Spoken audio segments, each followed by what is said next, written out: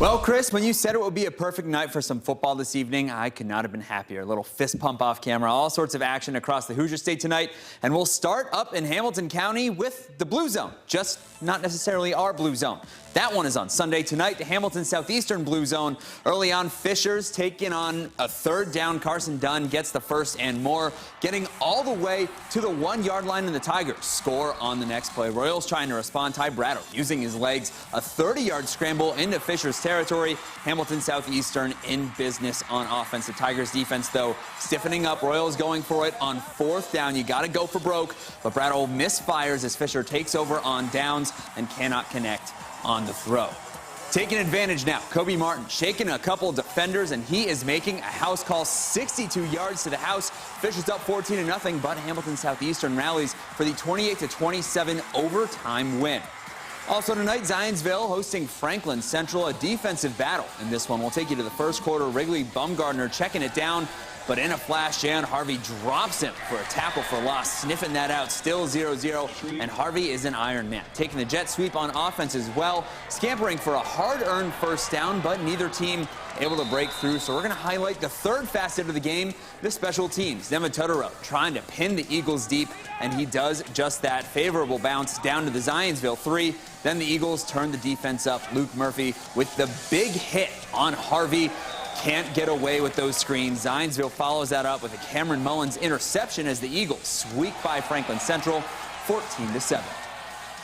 Ben Davis off to a hot start this season, looking to pour salt in the wound for Center Grove after last week's loss down in Kentucky. Second half, Giants up 13, and Elijah Price on the pitch for Ben Davis. Just feed the sophomore. Watch him work.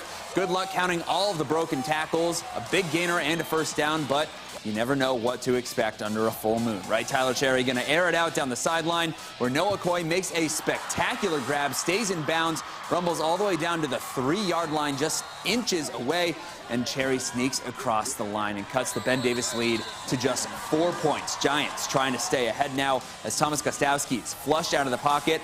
That's a loose ball, and the Trojans fall on it. Very next play, it's Cherry to a wide-open Eli Holt. The senior hauls it in as Center Grove escapes the west side with a 35-34 win.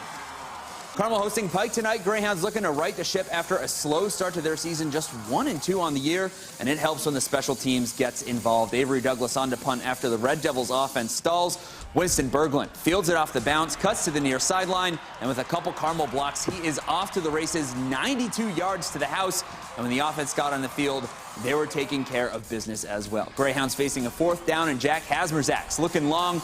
Reese Bellin there to haul it in and double the lead. The running game working for Carmel as well. Nothing going wrong early for the Greyhounds, knocking on the door on their next possession. And Nicholas Beidel plows ahead for the score, 34-14 the final, as Carmel gets back to 500 in dominant fashion.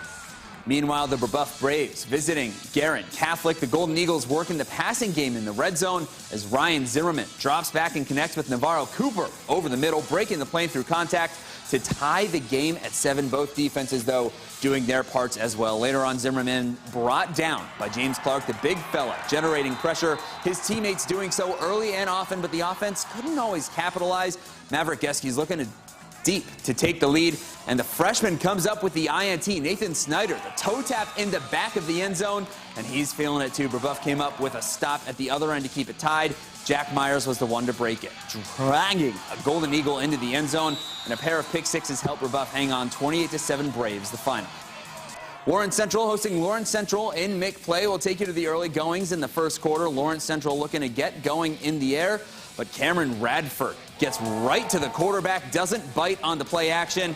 Later on, his guys are going to have the ball on offense, and they're looking to do their part. Warren Central had the ground game working, looking for play action. Trent Baker-Booker doesn't bite. Instead, he comes up with the pick in the end zone to flip fields. And how about another deep ball? This time it's Bryson Litter uncorking one for Ahmad Duff, and he'll bring it in to open up the scoring. 7-0 Lawrence Central. This game, though, had a little bit of everything from long passes to funky touchdowns. Warren Central trying to tie it up, and the rock gets punched out. Bears can't come up with a loose ball. Instead, Warren Central ties it up. Lawrence Central, though, with the last laugh, 32-20 the final.